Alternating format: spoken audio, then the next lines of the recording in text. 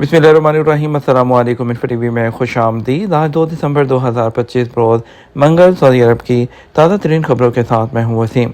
Saudi अरब की हम बदलती सूरत हाल और बदलती खबरों पर नजर रखने के लिए आप भी इन्फो टीवी को सब्सक्राइब कर लें, बेल आइकन को प्रेस कर लें। आज के न्यूज़ बुलेटिन को मुकम्मल देखिएगा। शुरू करते हैं पहली खबर के साथ। ताइफ और मक्का को मिलाने वाली सियाहती शरियान अल-हुदा रोड पर काम मुकम्मल, ट्रैफिक रवां। रोड जनरल अथॉरिटी ने मक्का से ताइफ जाने वाली अल-हुदा रोड मेंटेनेंस का काम मुकम्मल करने के बाद ट्रैफिक के लिए दोबारा खोल दी है।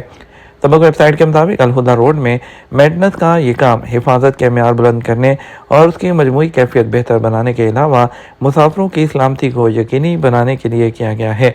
अथॉरिटी ने कहा, ये इकदाम सड़कों के नेटवर्क जो है उसकी मुसलसल तरक्की और हिफाजत के म्यार में बेहतरी की मनसूबाबंदी का हिस्सा है।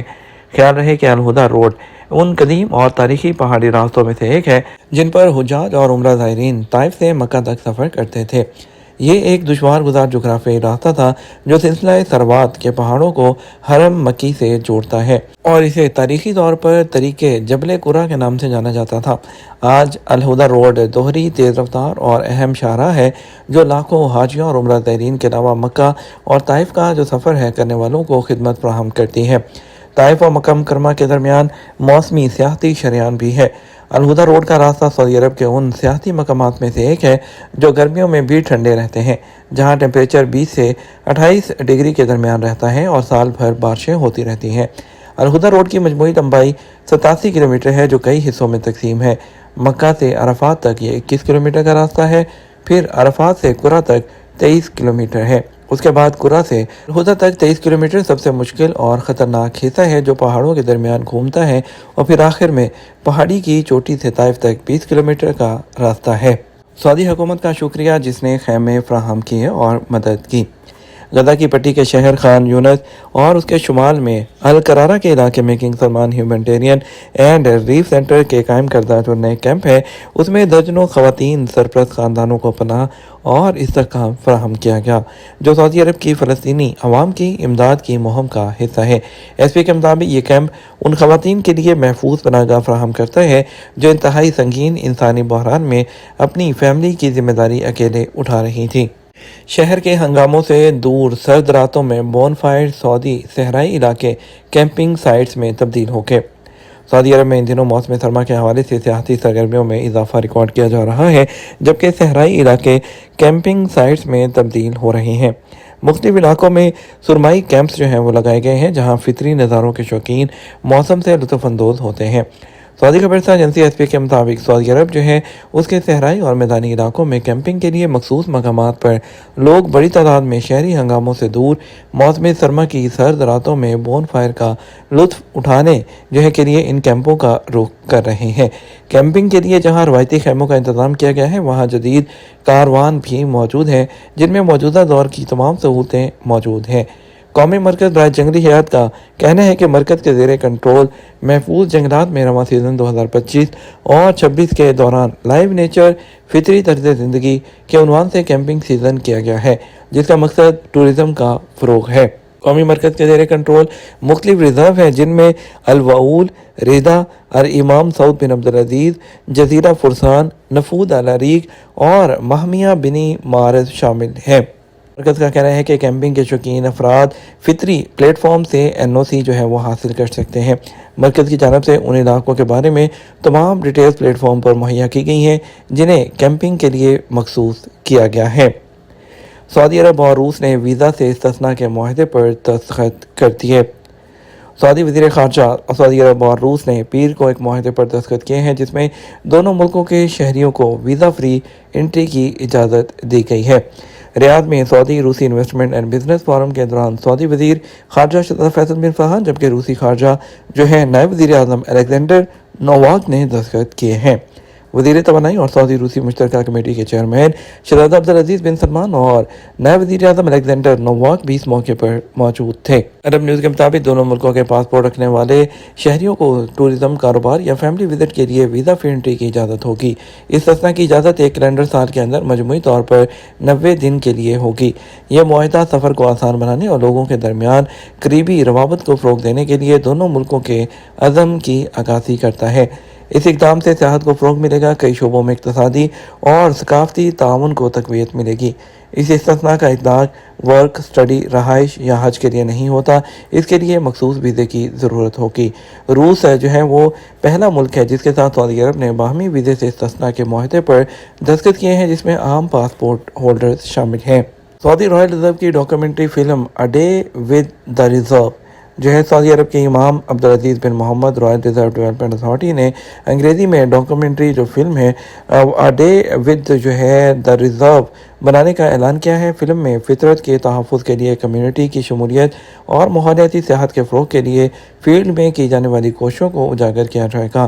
ایس پی کے مطابق ڈاکیومنٹری فلم میں اتھارٹی کے روزمرہ کے امور اور ان کے اقدامات کو دکھایا جائے گا جو ماحولیاتی تحفظ اور سبزے کو اگانے کے حوالے سے ہوگی۔ فلم میں فطری حیات کے تحفظ کے حوالے سے معاشرے کو آگاہی فراہم کی جائے گی۔ اس کے علاوہ ریزرو کی ثقافتی اور تاریخی ورثے سے متعلق سرگرمیوں کو بھی اجاگر کیا جائے گا۔ ماحولیاتی تحفظ کے لیے کیے جانے والے اقدامات، ریزرو میں ماحولیاتی صحت کا جائزہ لیا جائے گا۔ کوالیفائنگ ٹور گائیڈز جو وزٹر کو ریزرو کے منفرد قدرتی ماحول سے متعارف کرواتے ہیں۔ ڈاکیومنٹری فلم انگریزی بولنے والوں کے لیے اتھارٹی سے رابطے کا بہترین ذریعہ ہوگی۔ سعودی عرب میں 6 وزارتوں کے 371 ملازمین سے بدعنوانی کے الزام میں پوچھ گچھ۔ Saudi control and anti corruption commission Nazaha نے نومبر 2025 کے دوران بدعنوانی کے کیسز جو ہیں اس میں 371 سرکاری ملازمین کے خلاف تحقیقات شروع کی ہے۔ اخبار 24 کے مطابق بیان میں کہا گیا کہ سعودی عرب کے مختلف علاقوں سے بدعنوانی کے الزام میں 113 افراد کو گرفتار کیا گیا، جبکہ کچھ کو ضمانت پر رہا کیا گیا۔ 6 وزارتوں میں داخلہ، دفاع، ہاؤسنگ، بلدیات، تعلیم اور صحت کے ملازمین شامل ہیں۔ اینٹی کرپشن کمیشن نے رشوت اور اختیارات کا غلط استعمال کرنے کے الزامات عائد کیے ہیں۔ نزاہا نے بیان میں کہا کہ نومبر کے دوران کئی فوجداری اور انتظامی مقدمات شروع کیے ہیں۔ Saudi control and anti corruption commission Nazaha نے بدعنوانی سے نمٹنے کے لیے اپنے عزم کا اعادہ کیا ہے۔ نان آئل برآمدات میں ریکارڈ اضافہ اور فیکٹریوں کی تعداد 12,000 ہو گئی۔ سعودی عرب کے وزیر صنعت بندر الخلیف نے کہا کہ سعودی صنعتی شعبے نے ویژن 2030 کے آغاز کے بعد ریکارڈ ترقی دیکھی ہے، جہاں صنعتی اداروں کی تعداد جو ہے وہ 65% سے زیادہ پہنچ چکی ہے۔ سبق ویب سائٹ کے مطابق انہوں نے کہا کہ صنعتی شعبے 2016 میں 7,200 فیکٹریوں پر مشتمل تھے، جبکہ 2025 میں 12,000 سے زیادہ فیکٹریوں تک پہنچ چکی ہے۔ انہوں نے کہا اس شعبے میں کل سرمایہ کاری 1.2 ٹریلین ریال سے تجاوز کر چکی ہے۔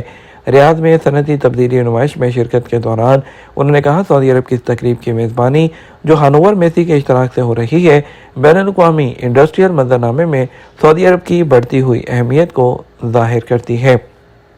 کنگ خالد انٹرنیشنل ایئرپورٹ کے ٹرمنلز کی منتقلی 2026 کی پہلی سہ ماہی میں شروع ہوگی۔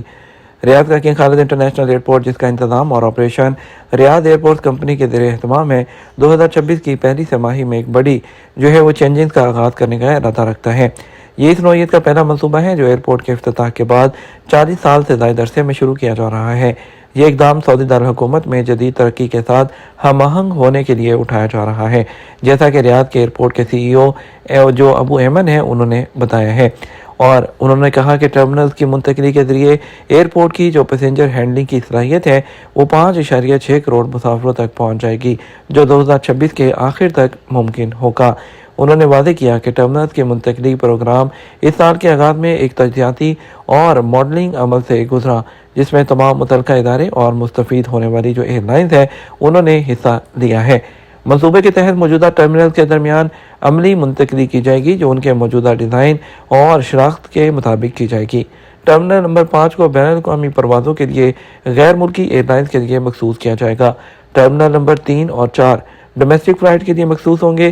ٹرمینل نمبر 1 اور 2 قومی ایئر لائن کی انٹرنیشنل فلائٹس کے لیے جو سروسز ہیں وہ جاری رکھیں گے۔ یہ بڑی منتقلی نہ صرف ٹرمینلز کی ہینڈلنگ کی صلاحیت بڑھائے گی بلکہ ان کے درمیان نقل و حرکت آسان بنائے گی۔ پروازوں کے درمیان انتظار کا وقت کم ہوگا، اس سے مسافروں کے تجربے اور فراہمی کی جو خدمات ہیں اس پر مثبت اثر پڑے گا۔ حقیقی منتقلی کی تاریخ کا اعلان اس وقت کیا جائے گا جب ایئرپورٹ کے تمام شعبے اور تمام ایئر لائنز مکمل طور پر تیار ہوں گی۔ ریاض ایئرپورٹ نے تمام general authority of civil aviation اور مطار ہولڈنگ کے تعاون سے تصدیق کی ہے کہ یہ اقدام دارالحکومت کے ایئرپورٹ پر مسافروں کے تجربے کو بہتر بنانے کی حکمت عملی کا حصہ ہے۔ اس میں آپریشن کی کارکردگی بڑھانا، مسافروں کو فراہم کردہ خدمات کے معیار کو بلند کرنا شامل ہے۔ یہ تمام اب تک کا نیوز بلیٹن۔ مزید اور اہم خبروں کے لیے ہمارا شام 6 بجے کا نیوز بلیٹن دیکھ سکتے ہیں۔ اس کے ساتھ ہم آپ سے اجازت چاہیں گے، ویڈیو کو لائک اور شیئر کیجیے گا۔ آپ کے قیمتی وقت کا شکریہ۔ السلام علیکم۔